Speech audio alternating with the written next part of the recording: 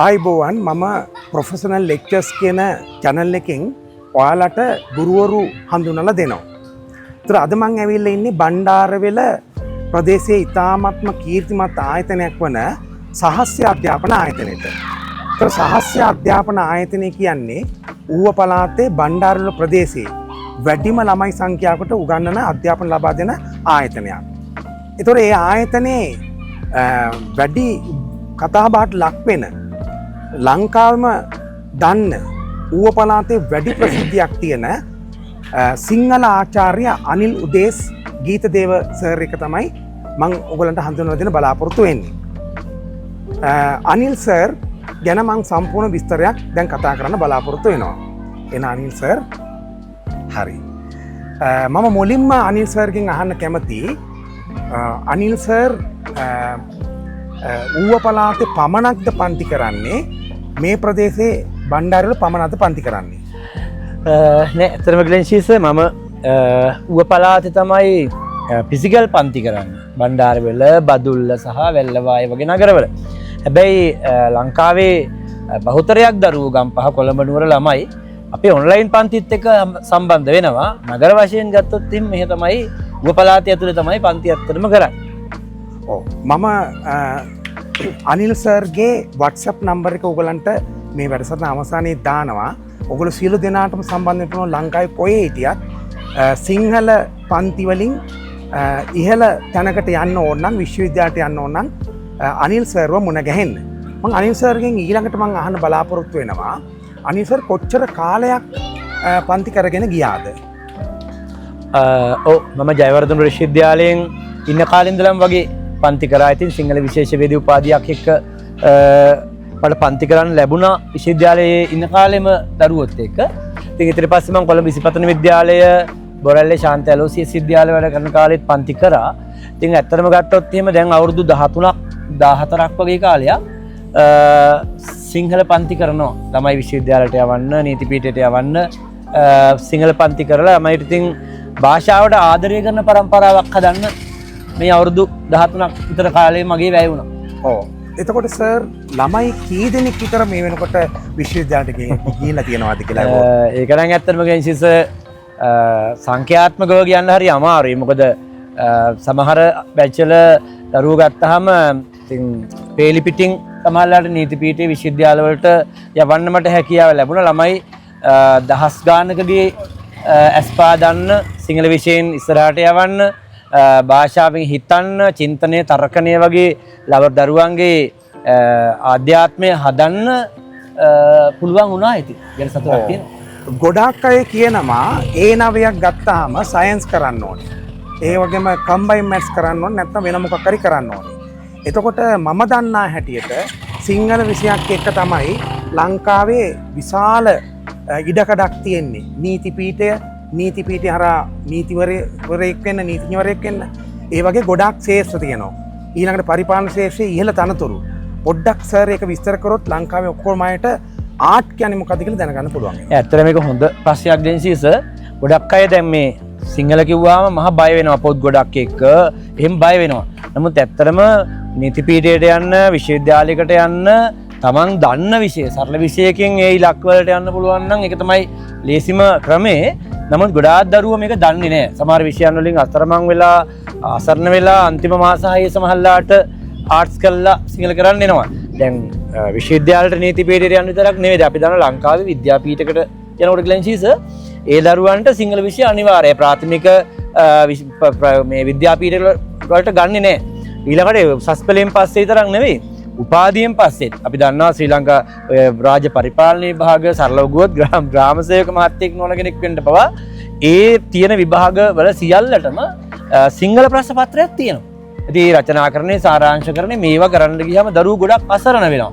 නොදන්නාකම නිසා තමයි සමහර අය මේක අර බිල්ලම වාපාලා කිව්වට හැම අවුරුද්දෙම වගේ මුල් රෑන්ක් ටිකට එන්න දරුවන්ට පුළුවන් වෙනවා එකක්. අනිත් එක තමයි ඊටාම ලේසි කාලයකින් සාමාන්‍ය පෙළ සිංහල කරලා ඉන්න දරුවෙක් උසස් පෙළදී ඊටාම කෙටි කාලයකින් මේ විෂය අල්ලගන්න පුළුවන්. ඒ වගේම මුල් රෑන්ක් වලට එන්න පුළුවන්.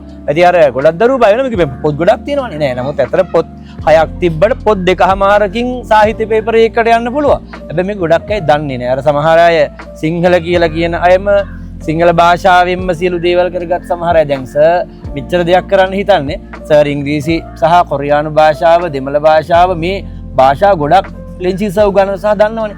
හැබැයි ඒ අතර සර් සිංහල ගැනත් දන්නවනේ. ඒකට සර්ට තේරෙනවා ඇති අර ඒක අපි මැව්වට මේක ඇතුළේ ඔය කියන මහා විද්‍යාවක් නෑ. දරුවෝ අපේ පන්තිවල අපිට පේනවා බෑ කියාගෙන එන ළමයි අන්තිමට මුල් රෑන්ක් අරගෙන පේලි පිටින් කැම්පස් යන හැටි.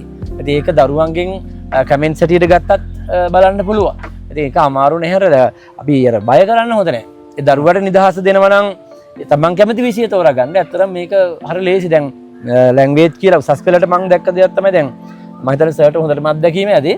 දැන් ඒ ලෙවල් වලට ඇවිල්ලා ළමෙක් එකපාර අවුරුද්දකින් භාෂාවක් කරලා රසාස්වාද විචාර ලියලා ඒ ලෙවල් වලට එකක් ගන්නවා කියන එක අමාරු වෙලා. ඊට වඩා හොඳයි මම හිතනවා අර ඒ ලෙවල් කියන එක වෙනම තියාගෙන පාඨමාලා හැටියට නේද? වෙනත් භාෂාවන් ඉගෙනගෙන ඒ දැන් සරුත් දන්නවා ඇති දන්නවා දැන් කොරියන් ඉගෙන ගත්තට ඒ ලෙවල් කොරියන් නෙවෙයි කොරියන් විභාගෙට තියෙන්නේ. ඒ රටට යන කෙනෙකුට. ඒතර ඒකේ සිලබස් එක වෙනම ඉගෙන ගන්න එක හොඳයි අර හීනය අරකට බිලි දෙන්නේ නැතුව ඇත්තට. නේද? මට හිතෙන්නේ එහෙම. එහෙමනම් සර්ගේ අවසාන තව ප්‍රශ්නයක් දෙකක් තියෙනවා. ඊළඟ ප්‍රශ්නේ තමයි ගොඩාක් ලංකාවේ ටියුෂන් ශේෂ්ත්‍රය ගැන නොදන්නා ටියුෂන් ශේෂ්ත්‍රයට ළමයෙක්වත් එවන් නැති පිරිසක් ඉන්නවා සමාජ මාධ්‍ය ඇතුළු යම් යම් මාධ්‍ය වලින් ටියුෂන්ස් ඒ කියන්නේ වෘත්තීය දේශකවරුන් මුදල් උපයීමේ පරමාර්ථයෙන් පමණක් මේ දේශන පවත්වනවා. ඒකෙන් ලොකු සල්ලියක් හම්බ කරගන්නවා. ඒ ශේෂ්ත්‍රයේ ඒ ළමයින්ට අධ්‍යාපනය දෙන දේ ප්‍රමාණය අඩුයි. එහෙම පොඩි විවේචනාත්මක දෙයක් කරනවා. ඒතර මම සර්ගෙන් අහනවා සර් උගන්වන්නේ ළමයින්ට මුදල් පරමාර්ථයෙන්මද නැත්නම් ළමයින්ගේ අධ්‍යාපනය ඉහළ තත්ත්වයට ගෙන එන්නද? මෙහෙමයි ලෙන්සිස් ඕනම ව්‍යාපාරයක මුදල් කියන දේ සංසරණය වෙනවා. ඒතර ගුරුවරයෙක් විශ්වවිද්‍යාලයකට ගිහිල්ලා ඒ පිළිබඳව ඉගෙනගෙන ප්‍රවීණයෙක් වෙලා ගුරුවරයෙක් වෙලා දැන් මම නම් පාසල් ගුරුවරයෙක් කියලා සෑහෙන කාලයක් වැඩ කරන කෙනෙක්. හැබැයි සමහර ගුරුවරයෙක් කැමති උපකාරක පන්ති ශාස්ත්‍රයේම ඉස්සරහට යන්න.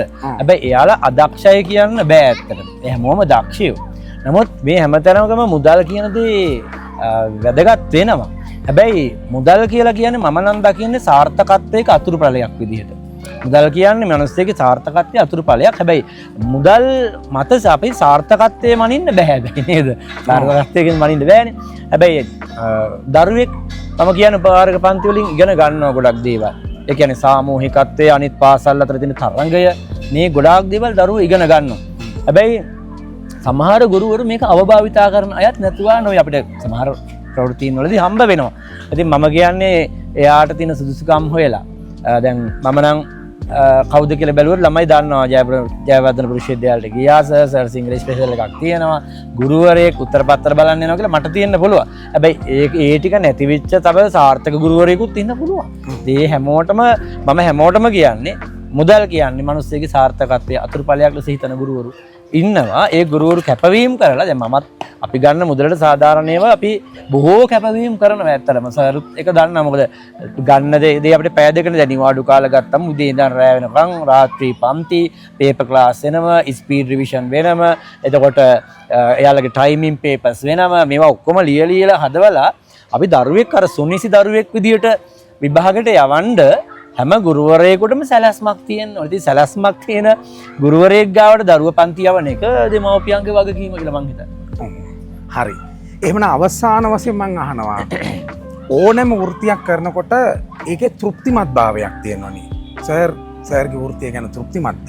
පැහැදිලිවම. මොකද අපිට ප්‍රතිඵල එන දවස එනකොට ග්ලෙන්සිස් ඒ තෘප්තිය ඇත්තටම කියන්න බැරි තරම්. අපි උගන්නන ටික පේපරේ තියෙනවා දැක්කම ළමයා මට සර් ඒකක් තියෙනවා කියලා කියනකොට එන සතුට මං හිතන්නේ මේ ලෝකේ මොන වෘත්තියක් තුලවත් කාටවත් ගන්න පුළුවන් ඇති කියලා. ඒ නිසා මම මේ වෘත්තියට ඇත්තටම ගුවත් හරි ආදරේ. ඒකට මම හරි භක්තිවන්තව සේවය කරන කෙනෙක්. ඉතින් ඒ නිසා ඒ තමන්ගේ වෘත්තියට අපි අවංකව සේවය කරන හැමෝටම මං හිතන්නේ තමන්ගේ වෘත්තිය ගැන තෘප්තිමත් බවක් තියෙනවා. ඒ අයට වගේම මටත් තියෙනවා. එමන අවසාන වශයෙන් සර්ගේ ඉලක්කවලට සාර්ථකව හැම ශේත්‍රයකම යන්න හැකියාව ලැබේවා කියලා මම ප්‍රාර්ථනා කරනවා. සියලුම ලංකාවේ ඉන්න සිසු දරුවන් ඔන්ලයින් වලින් අනිල් සර්ව සම්බන්ධ කරගන්න පුළුවන්. මට සර් අවසාන වශයෙන් කියන්න WhatsApp නම්බර එක මොන නම්බර එකද පාවිච්චි කරන්න ඕනේ කියලා. ලංකාවේ ඕනම දරුවෙකුට අපේ ඔන්ලයින් පන්ති සාමාන්‍ය පෙළ පන්ති උසස් පෙළ පන්තිත් එක්ක සම්බන්ධ වෙනවා නම් එතකොට සාහිත්‍ය රසාස්වාදී සාමාන්‍ය පෙළ කාණ්ඩ විෂයත් එක්ක සම්බන්ධ වෙනවා නම් 071යි 83යි 111යි 09 කියන අංකෙට මැසේජ් එකක් තියලා සම්බන්ධ වෙන්න පුළුවන්. හරි. එහෙමනම් බොහොම සන්තෝෂයි සර්. අපි ඊළඟ මොකක් හරි වැඩසටහනකින් සර්ගේ හැම දෙයකටම අපි channel එකකින් සම්බන්ධ වෙලා සර්ව මුණ ගැහෙන බලාපොරොත්තු වෙනවා. ඉතින් සර්ගේ channel එකටත් අපි සුබ පතනවා, සර්ගේ ගමනටත් සුබ පතනවා. හරිම ආදරෙන් මොකද රටට වැඩක් කරන channel එකක් හැටියට මිනිස්සුන්ට යහපත් දේ දෙන channel එකක් හැටියට ඉතින් ඔබතුමාගේ ඒ කටයුතු සාර්ථක වෙන්න කියලා අපි ප්‍රාර්ථනා කරනවා. අයිබෝන්. තනි නේද විස්මාරයෙන් හොරෙන් වීඩියෝ